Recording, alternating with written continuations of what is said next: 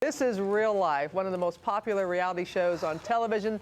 John and Kate plus 8 follows the Gosselin family, a chaotic crowd of twins, sextuplets, and now Kate has found the time to write about their family in a beautiful new book. It is called Multiple Blessings, and we're going to meet them all in a minute. They're being so good right now.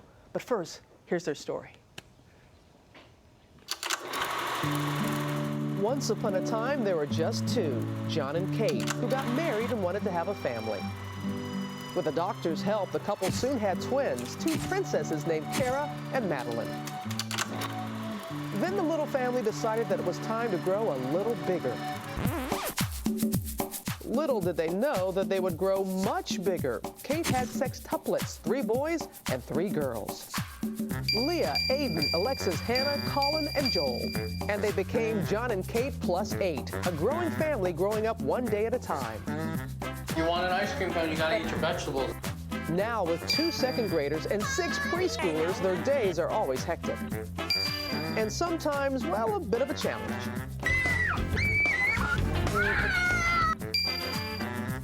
But always filled with love. And they say multiple blessings.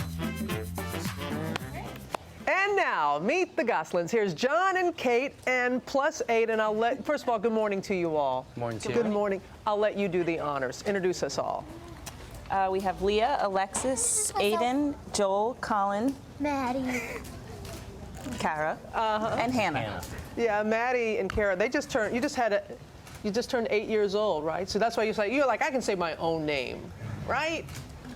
I get mad when Mommy says my name for me. Oh, see, Maddie, right? Yes, Yes. I've seen this one. I've seen this one. Okay, so y'all went to go see Mary Poppins. Was it fun last night? Yes. Yeah, did you have a good time? You can sing just a spoonful of sugar. Makes the medicine go down. Mary Poppins did it much better than I did. You know, first of all, to have you all here this morning and how was it this early in the morning, getting them all here? We did it. We're here now. We always oversleep, but we always get to the right place. But it always happens. It always has happens. to. We have so many questions from our viewers. You have a lot of people that watch your show and just are so curious in how you do so many things. But I want to ask the first question. Kate, how'd you find time to write a book? You know, it was one of those things where, as we were living it in those early years, so many people would say, you need to write a book. And my joke was, oh yeah, in my spare time, right? Sure. And slowly it happened because our goal was to record those memories before we forgot them for the kids. I basically wrote it. I didn't care if it was never published. I just wanted it recorded for the kids, for them to know how much they were wanted and loved. And so little by little, it took us a year and a half to record it all, just the initial draft, and we got it done. Because imagine life is so full. Everything I can see right now, it's constant motion and going. Yep. So we have some questions from our viewers, and they want to know, John, how the show get started?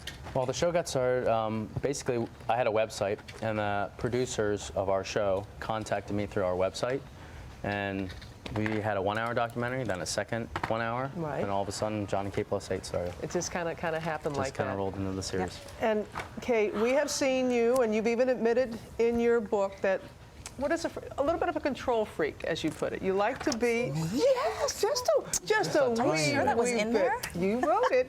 So how is it like having, you know, a camera crew there in your home constantly? Well, as you read probably in our book, Multiple Blessings, my control is relaxing.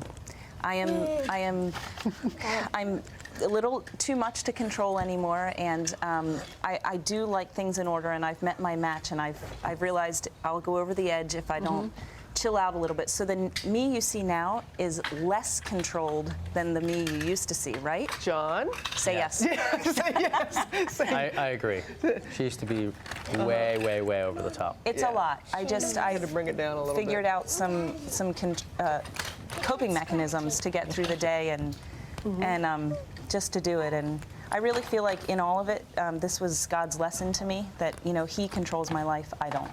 You have really let the world in to see how everything happens, and it's like nothing is off limits. You even let people know, after having, 8 children, that you wanted to have a little procedure done, a tummy tuck, and you allowed us to watch that as well.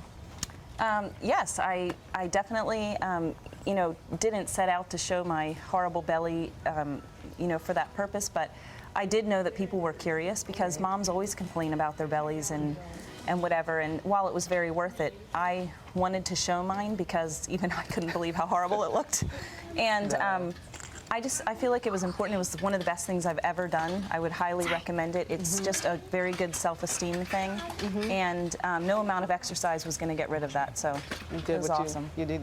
You have so many people who support you, and when we were doing research on all these blogs out there too, and there are people that are critical and saying, is it the best move, John, to have your children on TV, in essence growing up on TV, and what do you say to those folks? Well, I mean, even if we would just go out in public anyway, we would be stared upon and looked upon. It was an opportunity for us to show the world what it's like. Instead of people contacting us and doing news report after news report, why not just let them into our house and let them see what it's really like? And you guys keep it real. You certainly do. That was the initial goal, was to be real.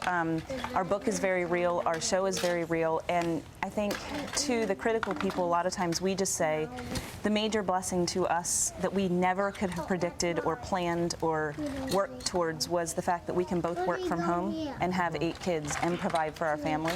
And I think the thing that also surprised us was the fact that in the end, so many people are inspired by us, just that we keep going. And it doesn't matter if you have 2 kids or 10. Parents do this job over and over and over again every day. You just repeat it and repeat it. And it's the most worth it job ever. And you're right, whether whether you have 2 kids or 8 kids, another question that was asked, like right now, me time, YouTube time. How do you have time just for the 2 of you? Well, we put the kids to bed. We put the kids to bed, and then I bought a porch swing this summer. And we run outside and have a nice cup of coffee and discuss the activities of the day. So it's after the kids are in bed, we spend time together. okay. But now they're in school. They're in preschool, right? Yes. Right. So does that help that now they're in school a little bit? It does. It's 2 hours a day, 3 days a week, and it does give us a little built-in break. It's, not a babysitter we had to scramble to find to get our stuff done. We pack everything into those 2 hours. So it is kind of nice. It's a very weird feeling.